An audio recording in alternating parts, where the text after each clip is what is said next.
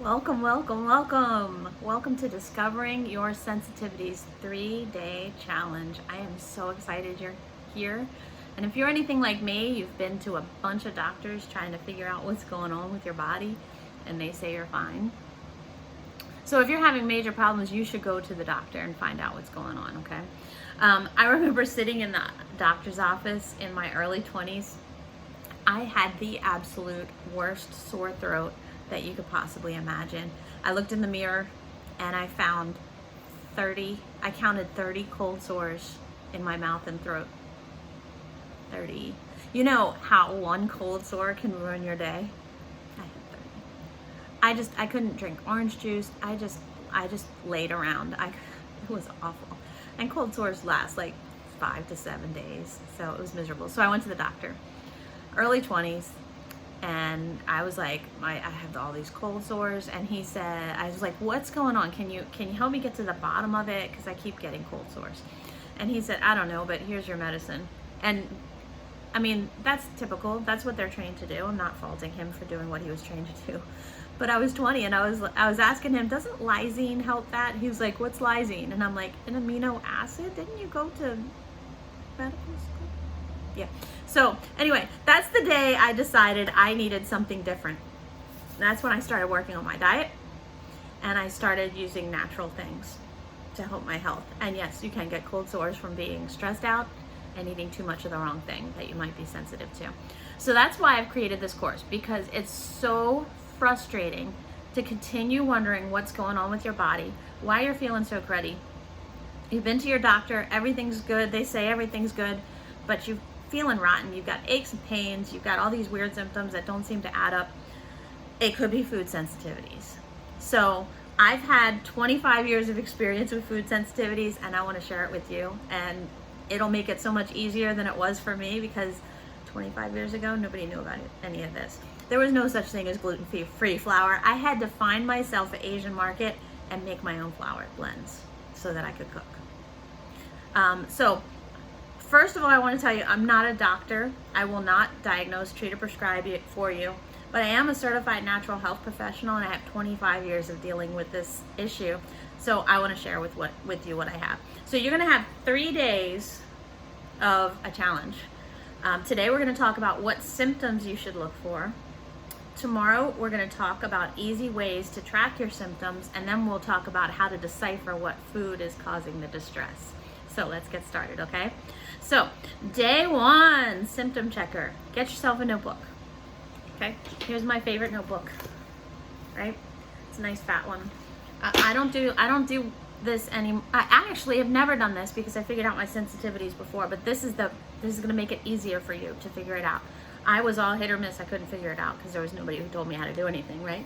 So, in your notebook, I want you to write down any and all symptoms you have.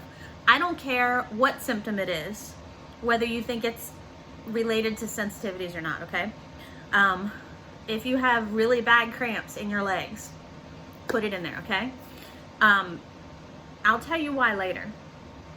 Just make sure you track it, okay? So rate each symptom on a scale of 1 to 5. 0 is no symptom. 1 is lightest. 5 is the worst symptom you can imagine, okay? You can choose from how often you have the symptom or how severe it is. You just need to make sure you know what you're talking about, okay?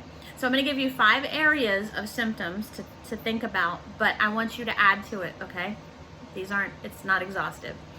A lot of doctors say that the only symptoms you can have from a sensitivity are digestive symptoms. And I don't think that's true. Or I think that the poor digestion causes the other problems that we have. But with digestion, check for bloating.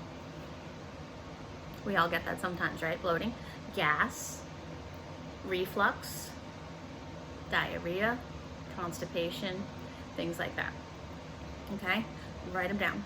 Like, how many times a week do you have it? Do you have it right now? Make sure you date it. So that's digestive. Now skin. Do you have acne, bacne, eczema, dry and itchy spots? Note where the problem is. Now I don't know what it's from, I haven't figured it out. Every now and then, right here, a like 1-inch spot itches like the dickens. I'm like putting everything on it, trying to make it stop. It goes away, it comes back every now and then. I don't know whether it's from, I don't know where it's coming. You put those things down, okay, where it's at, how bad it is. Now, I'm putting myself out on a limb here. You see, it looks like I got punched in the eye. These are called allergy shiners. I have makeup on it to try to make it look a little better. So, if you have them, there's a chance you have either outdoor allergies or food allergies. We're not talking about allergies in this, we're talking about sensitivities, okay? But note that. Third area is respiratory. Do you have respiratory symptoms? Here's some things to think about.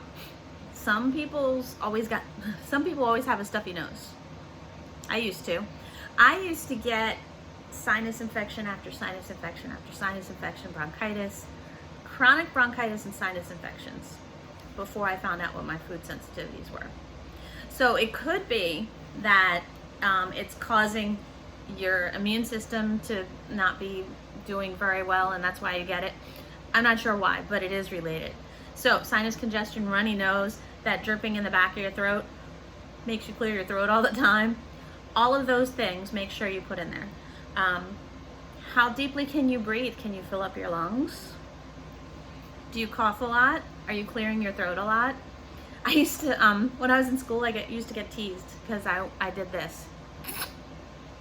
Because I had stuff dripping down my throat, mucus. It was disgusting. But I was always doing that. Always got making fun of it. Okay, so speaking of that, let's talk psychological symptoms. Brain fog is a huge one. If you have trouble concentrating, things like that, if your brain isn't very clear. Hyperactivity.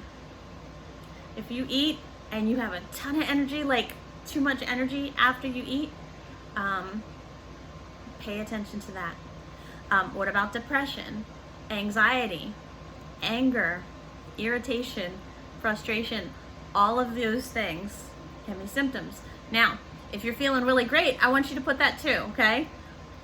Because you'll see over the next 2 days how we're gonna do it. We're gonna make it so that you can see what foods are making you feel good or bad, okay? All right, so the fifth area I call other.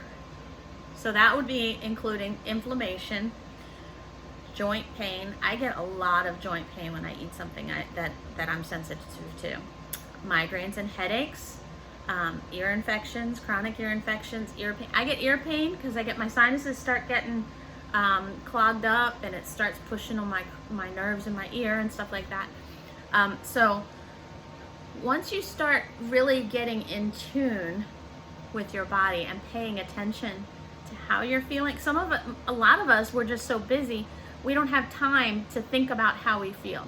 But I want you to take the time tonight, get yourself your notebook, and write down every symptom you have. If you need to, start at your head and work down to your feet, and then think about it. Okay, do I get dizzy when I turn my head? How's my throat? Go through your whole body, okay? And write down your symptoms. And I will talk to you tomorrow. Have a great day.